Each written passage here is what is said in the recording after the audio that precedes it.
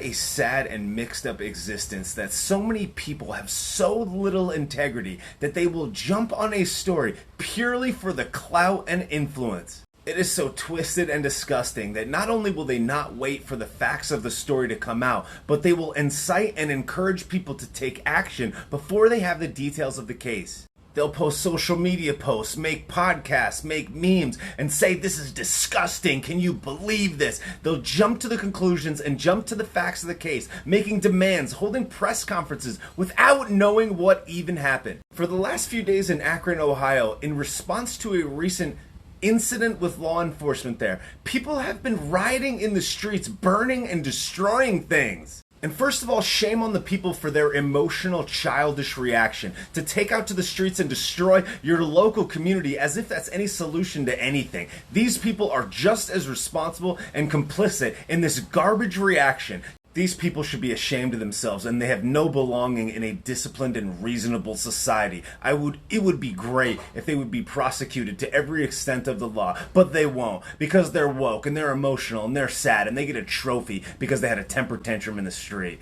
Great. But who should have even more shame is the low integrity, sad, and disturbingly terrible person, Benjamin Crumpets. This guy is the most disgraceful attorney that exists in America. This guy should be ashamed of himself. A shot rings out in Black America, and this low-level grifter comes out of the woodwork to start making press conferences and pull on people's emotional heartstrings. This guy should be disbarred. Absolutely disgusting. And this guy is supposed to be a legal scholar, a civil rights icon, a person that we're supposed to look up to, while this dude rakes in millions upon millions of dollars suing the people, suing the state on behalf of these people that commit crimes outwardly. And they will parade this dude around on CNN and MSNBC and give him press conferences where he'll pull family members up to make emotional pleas and cries and screams and hollers about a case that has not had body cam footage come out, that has not had any resolution or any actual distribution of the facts yet. And he will plug himself in front of the people to get as much clout as he can and to extract more cash from unwilling and unaware people that he possibly can. And they'll give him awards and put him on magazine covers like he is somebody to look up to.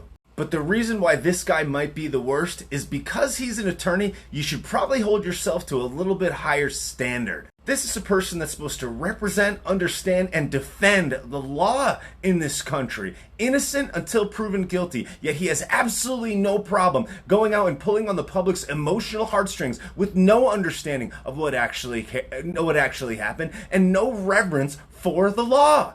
This guy will unwittingly incite violence, destruction, and mayhem on purpose so that he can build his own checkbook. He has a long list of egregious offenses, but let's just focus specifically on this one in Akron, Ohio this week. Every single thing that this guy posts for views, likes, and comments stokes and creates racial division and divide. He will make absolutely anything and everything, and any headline that even slightly mentions or suggests that there could be some potential or hint of racism, he presses it to build his book. He encourages protests, he encourages taking to the streets, he encourages demands and holding them accountable. It's disgusting, it's horrifying without the facts coming out. And it's not just people like attorney Ben Crump. There are many other offenders in this game, honestly on both sides. But the other one that specifically stands out in this particular case is none other than Talcum X Sean King. Sean King is the king of the grift, pun intended. This dude will do absolutely anything to pull at your emotional heartstrings, stoke racial division, and get you riled up, angry, and screaming in the streets. This guy will without fail, encourage people to take to the streets, yell, scream, destroy, and demand accountability for things that have no element of truth whatsoever. This dude should be ashamed of himself. They don't care about their community. They don't care about holding people accountable. And what they care the least about is the truth. Both of them are purely financially motivated. It is absolutely certain, and you can look at it clearly through their actions. These two individuals are the number one offenders in my book of pushing division, hatred, violence, destruction, and all types of outrageous public displays of emotion without the facts or truth of a story coming out. They have absolutely no integrity whatsoever and only care about views, attention, and money. I encourage you, with any court case, with any crime, with anything that people are starting to get upset and riled up about, two things. Wait for the details of the case to come out. Be patient. Do not have an emotional and visceral reaction before you share it, before you talk about it, before you comment on it, and certainly before you go out into the road and streets and take action on it. And number two, consider the source of your information, and don't forget how they treat one case is how they'll treat any case. Have a little bit more discernment and a little more self-respect than sharing these things without knowing for sure. Be patient, be reasonable, and stop being so emotional. Before the facts came out in this case, these two individuals, and I'm sure so many more, said that this guy did not have a handheld protection device. He did not have that. And it was a routine traffic stop. Just a traffic stop. Disgusting. Horrifying. They need to be held accountable. Disgusting. And they post a picture of this guy from his freaking prom. Like this guy's some saint without any information. They do a press conference, screaming, crying, photos, headlines of the mom crying. They must demand justice. And people, boom, out in the street, boom, reposting it, boom, emotional, in the comments. Oh my God, no facts, no body cam, no patience. You go and you watch the body cam footage. If you have any respect for yourself and the people that you're pushing this information to, you would go and read it and watch it yourself.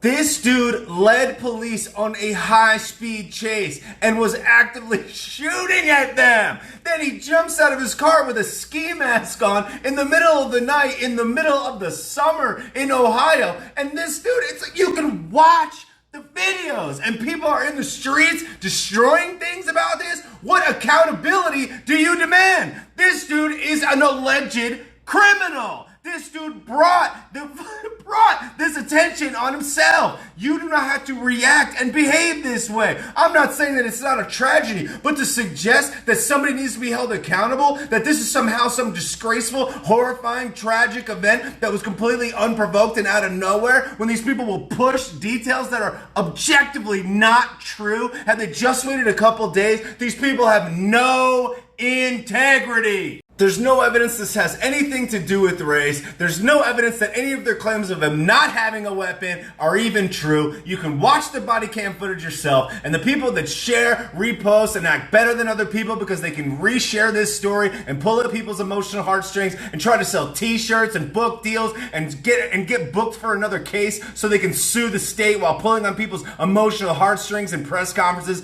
These two people and anybody else complicit in this, sharing this, reposting this, pushing this division, going out in the streets and marching and destroying for this, you should be ashamed of yourself. The Akron PD has released an 18-minute video showing every single moment of this chase and this case, video stills, descriptions of what's going on, and 13 body cam and 13 uninterrupted real-time body cam videos.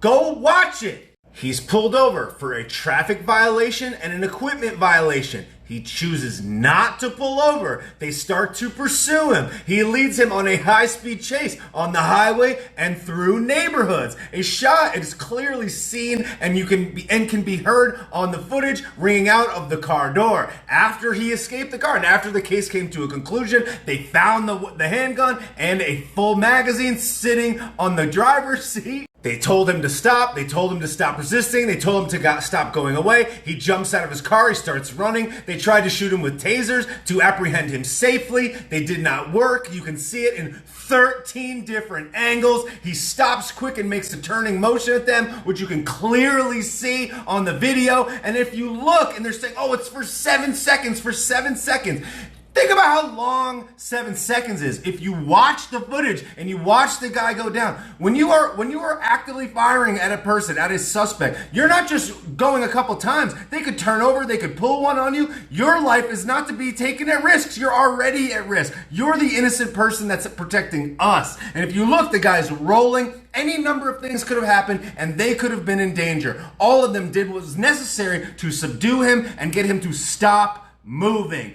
You shoot until they stop. Watch the footage. But every low integrity grifter and fake corrupted news outlet that's fueled by clicks and emotion will say, oh, he was unarmed. Yeah, at the time. They didn't know that. They're chasing him and running after him. They didn't know that, and it certainly didn't look like that's what he was about to do when he stopped quick and turned at them. And they're like, oh, 7 seconds. What, they're supposed to stop at 4 seconds, 5 seconds? If you actually watch, the guy's turning over and rolling. They found it, they heard it, they saw it. And the saddest part of it all is that if this guy, if this human person just pulled over, he would be alive today. He'd be alive. None of this would have happened. No destruction, no heartache, no crying mom, no emotion, no money for Ben Crumb, no clicks for Sean King, no nothing. If he had just obeyed the law and responded like a normal, rational human being, he would be alive. But nope. No personal responsibility, no accountability for his actions, no nothing. Just a new case for Crump, just a new press release for Crump, just a new PR stunt for Crump, just the next money grift for Crump, just the next click for Sean King, just pushing Sean King's book, just selling another hoodie that never gets shipped. These people are low integrity. Oh well, maybe we should just ban crime by making crime illegal and literally ban everything.